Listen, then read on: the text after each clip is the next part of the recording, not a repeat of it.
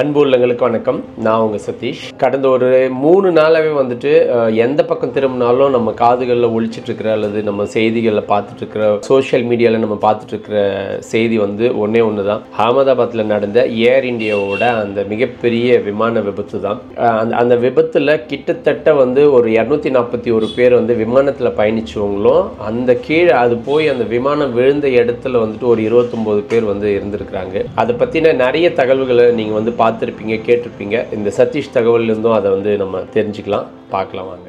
இந்த மாதம் ஜூன் 12, 2025 ஏர் இந்தியா விமானம் போயிங் 787-8 என்ற ஒரு வண்டி வந்து குஜராத் மாநிலம் அகமதாபாத்திலிருந்து சர்தார் வல்லபாய் பட்டேல் இன்டர்நேஷ்னல் ஏர்போர்ட்லேருந்து கிளம்பி லண்டனுக்கு போகிற விமானம் வந்து சரியாக ஒரு 1:38க்கு கிளம்பின விமானம் வந்து சரியாக ஓரிரு நொடிகள்லேயே வந்துட்டு மேலே ஏற முடியாமல் ஒரு 625 அடி உயரத்திலிருந்து கீழே விழுந்து வந்து மிகப்பெரிய விபத்துக்குள்ளாகுது. அந்த விமானம் வந்து ஏன் இந்த விபத்து நடந்தது, எதனால் அப்படின்னு சொல்லி நிறைய கேள்விகள் இருக்குது. நிறைய பேருக்கு அந்த மாதிரியான கேள்விகள் இருக்குது.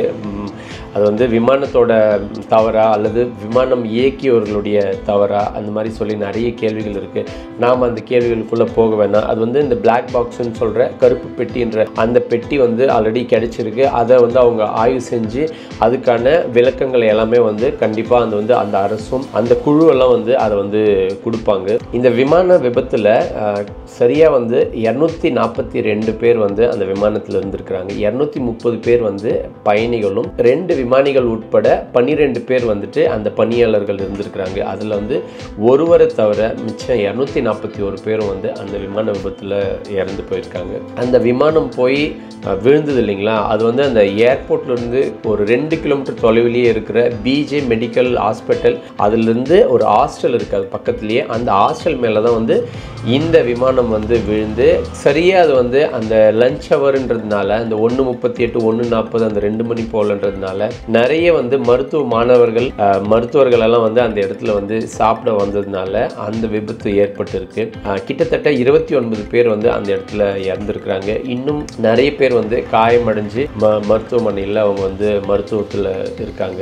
இந்த விமானத்தில் பயணித்த ஒவ்வொருத்தருக்கும் வந்து ஒவ்வொரு கதைகள் இருக்குது, நிறைய கனவுகள் இருக்குது. அத்தனை கனவுகளையும் வந்து கருகி போச்சுன்னு தான் சொல்லணும். விமானத்தில் கருகியது வெறும் பயணிகள் மட்டும் இல்லை, பயணிகளோட கனவுகளும் தான். இந்த விமானத்தில் சரியாக வந்து அந்த விமானம் வந்து அந்த ரன்வேலேருந்து தொடங்கி அது போய் டேக் ஆஃப் ஆன ஒரு சில நிமிடங்கள்லேயே வந்துட்டு ஒரு 625 அடி உயரம் போனதுக்கப்புறமா அதனால செயலிழந்து மேலே ஹப் பண்ண முடியாமல் அந்த மேடேன்ற அந்த வந்து ஒலியை எழுப்பியவங்க அந்த விமானி. அந்த தகவல் வந்து மேடேன்றது வந்துட்டு ஒரு அவசர கால குறியீடு.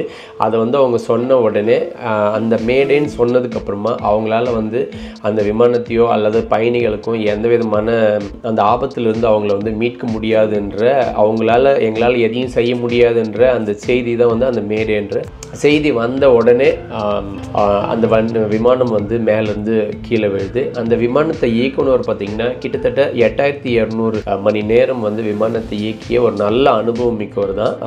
அந்த விமானி வந்து சுமித் சமர்வால்னு சொல்லிட்டு ஒரு நல்ல அனுபவம் இருக்கிறவர் தான். அதே போல் அவருடைய துணை விமானியாக இருந்தவரும் வந்துட்டு கிளைவ் குந்தர்னு சொல்லிட்டு கர்நாடக மாநிலத்தை சேர்ந்த மங்களூர்லேருந்து அவரும் வந்திருக்காரு. இப்படி எல்லாருமே ஒவ்வொருத்தருக்குமே வந்துட்டு நிறைய கனவுகளோட வந்து பயணிச்சவங்க. அதில் ஒவ்வொருத்தருக்கும் ஒவ்வொரு பிரச்சனை இருந்திருக்குது. அதில் பிரதீக் ஜோஷின்னு சொல்லிட்டு அவருடைய மனைவி, இவர் வந்து லண்டனில் வந்து அவர் வேலை செஞ்சுருந்திருக்காரு. ஒரு 6 ஆண்டாக வந்து அவர் வந்து அங்கே வந்து அவங்க குடும்பத்தோடு வந்து குடியேறணும் அப்படின்னு சொல்லி திட்டமிட்டு வந்து அவங்க மனைவி வந்து அரசு மருத்துவமனையில் மருத்துவராக இருந்திருக்காங்க. அவங்கள வந்து ராஜினாமா செஞ்சு ரிசைன் பண்ணி அவங்க குழந்தைங்களோட 3 பேர் அவங்களுடைய குழந்தைங்கள் இருக்காங்க. அத்தனை பேரும் வந்து மறுபடியும் லண்டனுக்கு போகும்போது இந்த விபத்தில் அவங்க எல்லாருமே வந்து இறந்து போயிருக்காங்க. அவ்வளோ பெரிய ஒரு கொடுமையாக நான் பார்க்குறேன். இது வந்து மிகப்பெரிய துயரம்னு சொல்லணும். கேரளாவை சேர்ந்த ரஞ்சிதா நாயர்ன்றவங்களும் அவங்களும் வந்துட்டு அந்த இடத்துல வந்து நர்ஸ் வேலை பார்க்குறாங்க.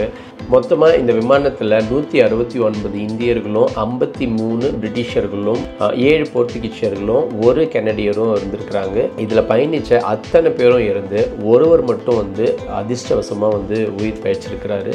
ரமேஷ் விஸ்வாஸ்குமார்னு சொல்லிட்டு அவர் சரியாக வந்து அந்த 11A அப்படின்ற அந்த இருக்கையில் இருந்திருக்காரு. விமானம் வந்து கிட்டத்தட்ட அந்த 600 அடியிலிருந்து 625 அடியிலிருந்து கீழே விழும்பொழுது ஒரு 100 அடி போல் இருக்கிற நேரத்தில் ஆக்சுவலி அவர் சொல்கிற பதில் பார்த்திங்கன்னா, எனக்கு நான் எங்கே இருக்கிறேன்னே தெரியல, விமானத்தில் இருக்கிறனா தரையில் இருக்கிறனானே தெரியல, ஸோ நான் உயிரோடு இருக்கிறனா இறந்துட்டேன்னு தெரியலன்ற அளவுக்கு அவர் வந்து அந்த ஒரு மன நிலையில் இருந்திருக்கிறாரு. விமானத்தோட அந்த எமர்ஜென்சி இதெல்லாம் வந்து அவர் எதுவுமே திறக்கலைங்களாம். அது எல்லாமே வந்து உடஞ்சி போயிருக்கு. அவர் ஜஸ்ட் வெளியில் வந்திருக்கார், அவ்வளோதான். அவர் எகிரி கூட குதிக்கல, பார்த்து கூட குதிக்கல, அந்த மாதிரி தான் இருந்திருக்கு. அவர் குதித்த அந்த இடத்துல வந்து நிறைய மணல் இருந்ததுனால அவர் அதுலேருந்தும் கொஞ்சம் உயிர் தப்பிச்சிருக்காரு. அவர் இறங்கி வழக்கம் போல் ஒரு தடுமாற்றத்தோடு அவர் வந்து போயிருக்காரு, ஆம்புலன்ஸுக்கு போயிருக்காரு.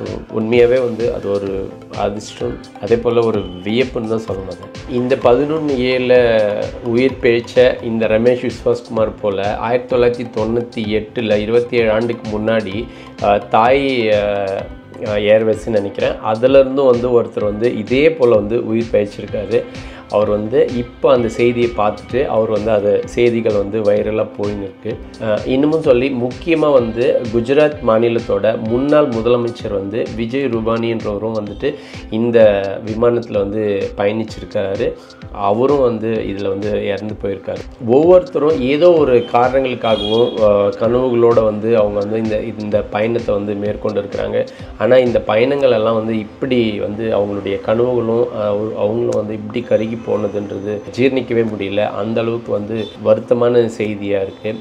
இப்படி இத்தனை பல செய்திகள் வந்து இந்த இடத்துல ஓடின்னு இருக்கும்போது அந்த இடத்துல யாரோ ஒருத்தர் வந்து பயணத்தில் அந்த விழுந்த விபத்து நடந்த இடத்துல வந்துட்டு ஒரு பகவத்கீதை வந்து எரியாத நல்லா இருக்குது அப்படின்னு சொல்லி காட்டி சொல்லின்னு இருக்காங்க. இது வந்து ஒரு மிராக்கல் அப்படின்ற மாதிரி பேசின்னு இருக்காங்க. எவ்வளோ பெரிய முட்டாள்தனமான இந்த மக்கள் இருக்கிறாங்கன்றது தான் ரொம்ப ஆச்சரியமாக இருக்குது. இங்கே என்ன நடந்துட்டுருக்கு, எதை பற்றி பேசின்னு இருக்காங்க, நீங்கள் என்னடா சொல்கிறீங்க அப்படின்ற மாதிரி இருக்குது. ஏன் இப்படியெல்லாம் பண்ணுறாங்கன்னு தெரியல. இந்த நடந்திருக்கிற பிரச்சனைகளுக்கு நாம் வருந்துறதை விட்டு இந்த மாதிரிலாம் பேசிகிட்டு இருக்காங்க. இப்படியெல்லாம் பகவத்கீதை எரியாமல் இருக்குது அப்படின்னு சொன்னால் அதுக்கு எல்லோரும் வந்து விமான விபத்தே நடக்காமல் பார்த்துருக்கலாம் இல்லையா? அதுக்கு ஒரு வேளை சக்தி இருக்குது அப்படின்னு சொல்லி இவங்க நம்பினா என்னவோ நடந்ததை யாரும் வந்து தடுக்க முடியாது. நடந்துடுச்சு. ஆனால் இதெல்லாம் வந்து வரலாற்றில் இப்படி ஒரு விபத்து வந்து நம்ம இதுக்கு முன்னாடி நம்ம பார்த்துருக்க மாட்டோம். இனிமேல் நம்ம எப்போ வந்து விமானத்தில் ஏறினாலோ ஏரோப்ளைனில் ஏறினாலோ நம்ம மைண்டில் வர ஒரே ஒரு விஷயம் இந்த விபத்தாக தான் இருக்கும். அந்த அளவுக்கு ஒரு மிகப்பெரிய கொடூர விபத்துன்னு தான் சொல்லணும். இதை மொத்தமாக வந்து 270 பேர் வந்து இந்த விபத்தில் வந்து பலியாயிருக்காங்க. 241 பேர் வந்து விமானத்தில் பயணித்தவங்க, 29 பேர் வந்து அந்த மருத்துவமனையிலேருந்து அந்த விடுதியில் இருந்தவங்க, இன்னும் சில பேர் வந்து காயங்களோட மருத்துவமனையில் இருக்கிறாங்க அப்படின்னு சொல்லி செய்திகள். இந்த ஏர் இண்டியா வந்து டாடா நிறுவனம் தான் வந்து எடுத்து நடத்தின்னு இருக்காங்க. ஆக்சுவலி இந்த ஏர் இண்டியா வந்து அரசுக்கிட்ட இருந்தது, அதை வந்து டாடா குழுமம் வாங்கி அவங்க தான் வந்துட்டு இதை மேனேஜ் பண்ணிட்டு இருக்காங்க. ஆனால் இந்த விமானம் வந்துட்டு போயிங் ட்ரீம் லைனர்ன்ற நிறுவனம் தான் வந்து தயாரிச்சுன்னு இருக்கிறாங்க. ஆனால் இந்த விமானம் வந்து ரொம்பவே பாதுகாப்பான விமானம் அப்படின்னு சொல்லி சொல்கிறாங்க. ஆனால் எப்படி வந்து இந்த விபத்து நடந்ததுன்றது தெரியல. ஆனால் இந்த ஏர் இண்டியா வந்து இந்த விமானத்தை வந்து முதல்ல வந்து அரசுக்கிட்ட இருந்து இப்போ டாடா குழுமம் தான் இதை வாங்கியிருக்கிறாங்க. அவங்க தான் வந்து இதை நடத்திட்டு வந்துன்னு இருக்கிறாங்க. டாடா குழுமம் வந்து இப்போ இந்த விபத்தில் இறந்த ஒவ்வொருத்தருக்கும் வந்துட்டு 1 கோடி கொடுக்குறதா வந்துட்டு அனௌன்ஸ்மெண்ட் பண்ணியிருக்காங்க. அதே போல் அந்த பிஜே மெடிக்கல் காலேஜும் வந்துட்டு கட்டித்தரதா வந்து அனௌன்ஸ்மெண்ட் பண்ணியிருக்கிறாங்க. பட் என்ன தான் வந்து பணம் கொடுத்தாலும் இறந்த உயிர்களை யாரும் இங்கே வந்து மீட்டு கொடுக்க முடியாது. ஆனால் இந்த இறந்த உயிர்களுக்கு என்ன தீர்வு இருக்குதோ அதை எல்லாமே வந்துட்டு சரியான முறையில் தீர்வு கொடுக்கணும் அப்படின்னு நம்ம கேட்டுக்கிறோம். இறுதியாக நம்ம இறந்த ஒவ்வொருத்தருடைய குடும்பங்களுக்கும் இறந்தவங்களுடைய அந்த பெருந்துயரில் நம்மளும் வந்து பங்கெடுத்துக்கலாம். அவங்களுடைய ஆன்மா வந்து சாந்தி அடையணும்னு சொல்லி நம்ம வேண்டிக்குவோம். இதை தாண்டி நம்ம வேறு எதுவும் பெருசாக செய்ய முடியாது. அதே போல் இந்த மாதிரி தவறுகள் நடக்காமல் இருக்கிறதுக்கு எல்லாருமே வந்து அவங்கவுங்களுடைய துறையில் அவங்கவுங்களுடைய வேலையில் ரொம்பவே கவனமாக இருங்க. யாருடைய அலட்சியமோ இந்த மாதிரியான ஒரு மிகப்பெரிய விபத்துகளை ஏற்படுறதுக்கான வாய்ப்பு ஏற்படும். அதனால் தயவு செஞ்சு எல்லாருமே நீங்கள் என்ன மாதிரியான வேலைன்னா செய்யுங்க, எப்படின்னா இருங்க. எல்லாருமே வந்துட்டு ரொம்ப சின்சியராகவும் ஒழுக்கமாகவும் அலட்சியம் இல்லாமல் இருங்க. உங்களுடைய இதில் கரெக்டாக இருங்க. அப்படி இருந்தீங்கன்னா கண்டிப்பாக இந்த மாதிரி தவறுகளை நம்ம வந்து தடுக்க முடியும். ஏன்னா இந்த இயற்கை சீற்றங்களில் நடக்கிற விபத்துகளை நம்ம எதுவும் குறை சொல்ல முடியாது. ஆனால் இந்த மாதிரியான தவறுகள் நடக்கிறதெல்லாம் வந்து ரொம்பவே கஷ்டமாக இருக்குது. மீண்டும் ஒரு தகவலில் உங்களை வந்து நான் சந்திக்கிறேன். நன்றி.